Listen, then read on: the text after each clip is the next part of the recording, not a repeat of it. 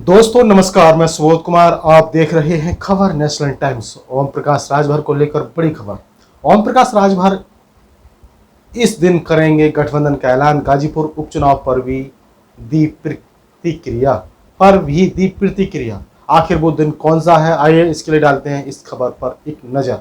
Suheldev Bharatiya Samaj party ने 2024 के चुनाव को देखते हुए अपनी पार्टी की मजबूती को लेकर गुरुवार 6 जुलाई को ओम प्रकाश राजभर की उपस्थिति में गाजीपुर में कार्यकर्ताओं की समीक्षा बैठक की। इस बैठक में सभी विधानसभाओं के कार्यकर्ता शामिल रहे और ओम प्रकाश राजभर ने खुद एक एक कार्यकर्ता के उनके द्वारा पिछले दिनों किए गए कार्यों के साथ ही बूथ सेक्टर जोन की बनाई गई टीम और उसमें हुए कार्यों को लेकर समीक्षा की।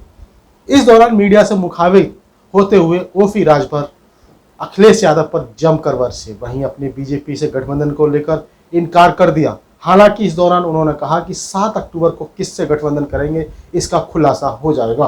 गाजीपुर में उपचुनाव की अटकलों को लेकर कहा कि यह सिर्फ फिजूल की चर्चा है, हमारा किसी भी दल के किसी भी नेता से बात नहीं हुई है। उपचुनाव होने की अधिसूचना भी जारी नहीं हुई और उपचुनाव लड़ने का हल्ला हो गया। उन्होंने कहा कि यही हाल हुआ कि राजा को पता नहीं मुसहरों वन बांट लिया। अयोध्या में अखिलेश यादव के द्वारा बीजेपी के विधायकों के तोड़े जाने के सवाल पर जवाब देते हुए कहा कि विधानसभा के उपचुनाव में जो हमने 16 सीट थी, अगर मैं नहीं होता तो सभी विधायक उन्हीं के होते, उन्हीं की पार्टी के प्रत्याशी लड़े। हम तो सिर्फ 4 सीट पर चुनाव लड़े। वह कुछ भी कर सकते हैं क्योंकि वह बहुजन समाज पार्टी को तोड़ चुके हैं। आज भी बहुजन समाज पार्टी के विधायक उनके पास हैं जो उन्हें घसीटते हुए ले गए थे और उनकी पिटाई किए थे। समाजवादी पार्टी के गुंडों ने उनकी पिटाई भी किया था। पार्टी को एक बार तोड़ चुका हूं, इस पर जवाब देते हुए कहा कि वह तो खुद ही टूट चुके हैं, दूसरे को क्या तोड़ेंगे। उन्होंने प्रगतिशील समाजवादी पार्टी बनाई और इतनी मजबूत है कि समाजवादी पार्टी से चुनाव लड़ा और अपने कार्यकर्ताओं और नेताओं को धोखा दे दिया। ओम प्रकाश राजभर की तस्वीरें बीजेपी के बड़े नेताओं के साथ वायरल हो रही हैं। इस पर उन्होंने कहा कि वह सब पुरानी फोटो हैं, हमारे पत्रकार भाई बड़े मास्टर हैं, पुरानी फोटो लगा देते हैं और कहते हैं कि मुलाकात हो गई। उन्होंने कहा कि गठबंधन को लेकर किसी नेता या किसी दल से कोई बात नहीं है। उन्होंने पहली प्राथमिकता मायावती, सोनिया और नीतीश, अखिलेश और जयंत हैं। महाराष्ट्र के सियासी घटनाक्रम पर भी दिया था बयान। राजभर ने कहा कि बीजेपी के खिलाफ भी जाना पड़ेगा तो जाएंगे, कोई बीजेपी के नाम से रजिस्ट्री थोड़ी किया है। इस दौरान उन्होंने समाजवादी पार्टी से लोकसभा की 5 सीटों की जो मांग किया था, आज भी उस पर टिके हुए हैं। उन्होंने बताया कि हम 32 लोकसभा सीटों पर काम किए हैं, ऐसे में 32 लोकसभा सीटों में 5 सीट मांग रहे हैं तो क्या बुरा कर रहे हैं।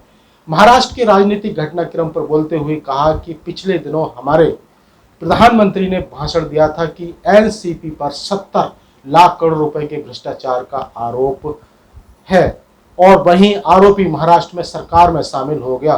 कहां रह गई गारंटी। 7 अक्टूबर को करेंगे गठबंधन का ऐलान। कैबिनेट में जाने के सवाल पर कहा कि 20 साल राजनीति में हो गया, क्या मैं कभी अपने मुद्दे से हटा हूं। पटना में सारे विपक्षी दल एक मंच पर दिखाई दिए लेकिन ओम प्रकाश राजभर नहीं दिखाई दिए। उस पर उन्होंने कहा कि हमें उस बैठक में शामिल होने का निमंत्रण नहीं मिला था। अब हम शुरू करने जा रहे हैं। 7 अक्टूबर को गांधी मैदान पटना बिहार में वंचित समाज महारैली का कार्यक्रम किया जाएगा और वहीं अपने गठबंधन का ऐलान भी करेंगे। स्वामी प्रसाद मौर्य को धर्मांतरण बयान पर दी प्रतिक्रिया।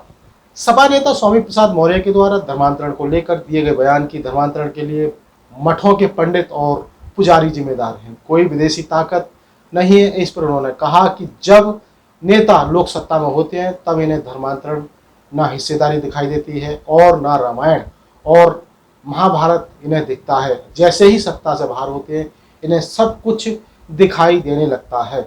जब सत्ता में होते हैं तो सूखी घास भी इनके चश्मे से हरा दिखती है। शिवपाल यादव पर भी बोला हमला। अखिलेश यादव के विधायकों के तोड़े जाने पर कहा कि रहीमन चुप हो बैठिए, देखिए उन्होंने कहा था कि मैं बीजेपी से समाजवादी पार्टी में लेकर आऊंगा। विधानसभा चुनाव के दौरान आपने देखा कि कितने लोग को लेकर आए। शिवपाल यादव ने ओम प्रकाश राजभर को चुनाव में हराने के लिए जहूराबाद आने की बात कही थी। इस पर उन्होंने जवाब देते हुए कहा कि बलिया में क्यों नहीं लड़ लेते, हम 50,000 अपना वोट देंगे, वह भी बता देंगे कि इन बूथों पर हम आपको इतना वोट हमारा मिलेगा, इसके बाद ही वह चुनाव हार जाएंगे। ओम प्रकाश को धमकी ना दें, वह खुद अपनी पार्टी बनाए थे और हिम्मत नहीं हुई कि एक भी सीट समाजवादी पार्टी से मांगे। पार्टी मैंने भी बनाया था, 16 सीट मैंने लिया और आज भी हमारे 6 विधायक हैं विधानसभा में। सबसे सर्वोत्तम पार्टी बसपा और नेता मायावती।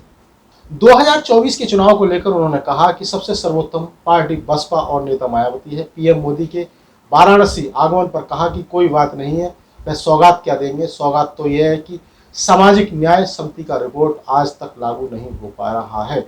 उन्होंने कहा कि देश में कोई भी प्रधानमंत्री और मुख्यमंत्री हो, वह देश और प्रदेश के विकास के लिए काम करेगा। कानून व्यवस्था को लेकर कहा कि यह दुर्भाग्य है, चंद्रशेखर ही नहीं, जब अदालत में अपराधी मारा जाता है और हमारा जब जान बचाने के लिए जज भाग रहा है, और इससे बड़ा प्रमाण की आवश्यकता क्या है। तो दोस्तों, ये थी बड़ी खबर ओम प्रकाश राजभर को लेकर। इसी तरह की खबरों से जुड़े रहने के लिए हमारे इस चैनल खबर नेशनल टाइम्स को जरूर सब्सक्राइब करें। सब्सक्राइब करने के साथ ही बेल आइकन जरूर दबाएं, जिससे कि आपके पास खबरों की नोटिफिकेशन आते रहें। तो मैं सुबोध कुमार फिर आऊँगा एक नई और बड़ी खबर को लेकर। तब तक के लिए धन्यवाद, नमस्कार।